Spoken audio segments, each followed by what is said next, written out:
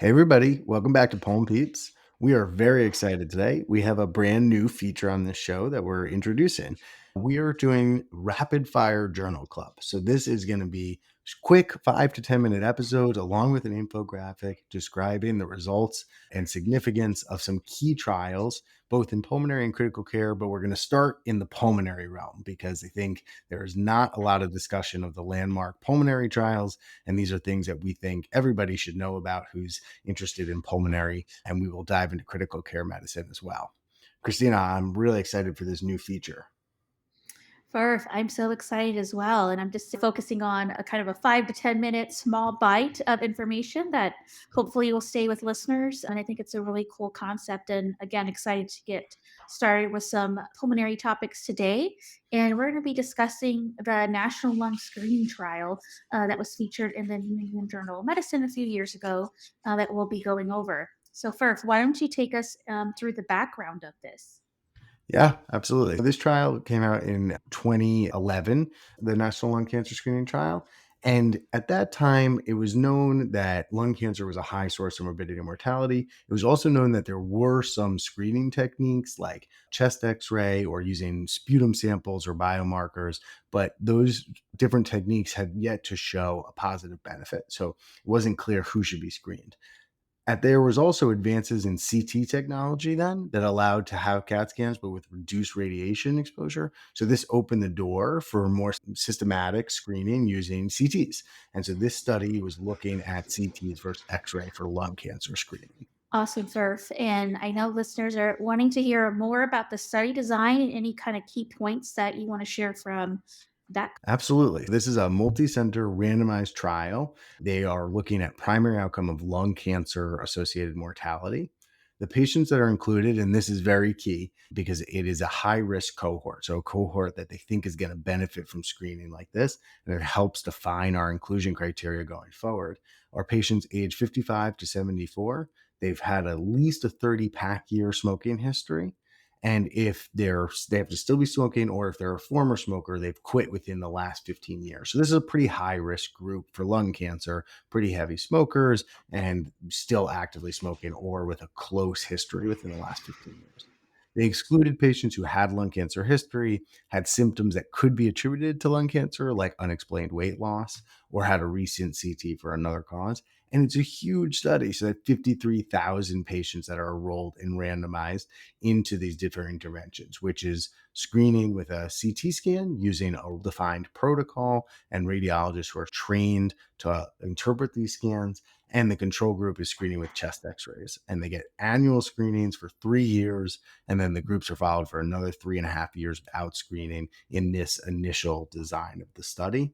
And then follow up on any positive findings is coordinated at the local level by those patients' physicians. Thanks for a really significant number of patients enrolled, as you said, over 50,000. Anything else that you want to share or you think that listeners should be aware about as far as the interventions go? Yeah, I think the two big things for me is just that this is really using low dose CT scans. So the average effective dose is 1.5 millisieverts for that they're receiving of radiation. For context, a chest X-ray is zero point zero 0.01, and the average airline passenger receives about zero point zero 0.04. But the basic CT scan is going to be at least double that. And so you really need to be using this low dose protocol so that we're controlling the adverse effects of getting radiation on an annual basis. And the second is I mentioned it, but the scans themselves are read by radiologists that have really completed a rigorous standardized training. So this is not just a local CT scan and a local radiologist, and you're just deciding to get them. It really has to be within this protocolized intervention to have the positive results we see, and then also to minimize some of the adverse events that could happen.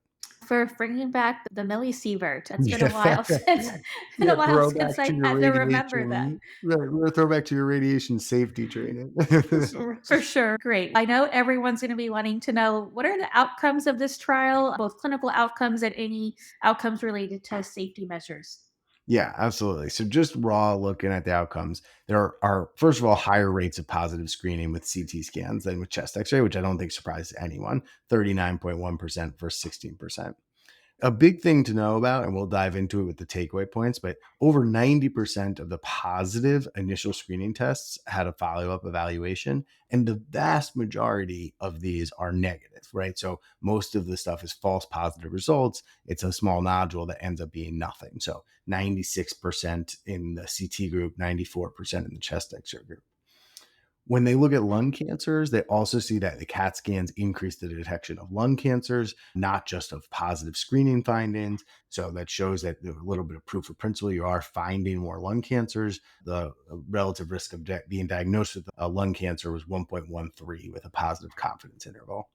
And then the big thing is that the rate of death from lung cancer was reduced by about 20% in the patients that had the CT compared to the chest x ray group. Now, deaths from lung cancer are still rare, 247 per 100,000 person years in the CT group, but there's a big reduction in mortality and it's statistically significant. And actually, overall mortality is reduced as well by 6.7%. That's also statistically significant. So, that is the big takeaway on the primary outcome.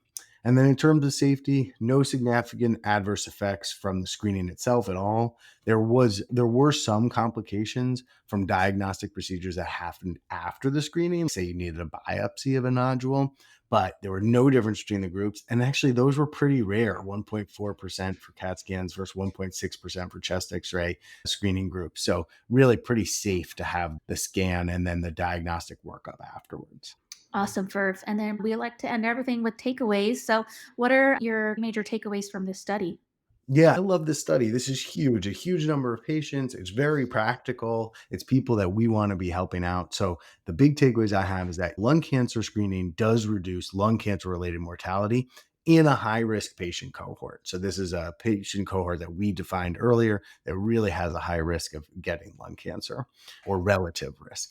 And it does this by increasing the detection of early stage lung cancers. So, really, we know that late stage lung cancer is a very high mortality. Most of the cancers identified in this study were early stage. And so that's the benefit that we're seeing. The things to remember are that the vast majority of the lesions that are found are false positives, right? This is just a small nodule you see, a shadow on an x ray or a nodule on a CAT scan. They need to be followed up. Maybe they need to be sampled, but most of them are not going to be lung cancer. And so it's really important to tell your patients in advance that there's a high false positive rate and that they know that they're committing to having a follow up of that lesion. And this can cause a significant amount of anxiety for a patient. So you really want to do the counseling in advance. And I think the best lung cancer screening groups really have this down to a science of what kind of information the patients receive. And then the screening is safe. There may be diagnostic procedures afterwards, so patients should be counseled by that as well. And those procedures could have complications, but overall, those were pretty rare. I also encourage everyone, if they read this article after they read our summary or listen to our summary, to also read the editorial that came out with it. Really great discussion of a lot of different concepts of cancer screenings. We know that this study probably detected more lung cancers than would have been detected otherwise, and some of them probably would not have clinical significance. But this big reduction in mortality and the statistical significance of having overall mortality and lung cancer mortality reduced really is a testament to this screening process. So, because of this study, we are screening patients who smoke and meet these criteria for lung cancer routinely. It is a recommendation from the US Preventative Services Task Force and should be done in every pulmonary clinic out there. Awesome, Verve. Thank you so much. So, again, reviewing everything that we need to know in 10 minutes or less for the National Lung Screening Trial. And make sure to check out this episode and to check out the infographic. All right. Have a good day, everyone.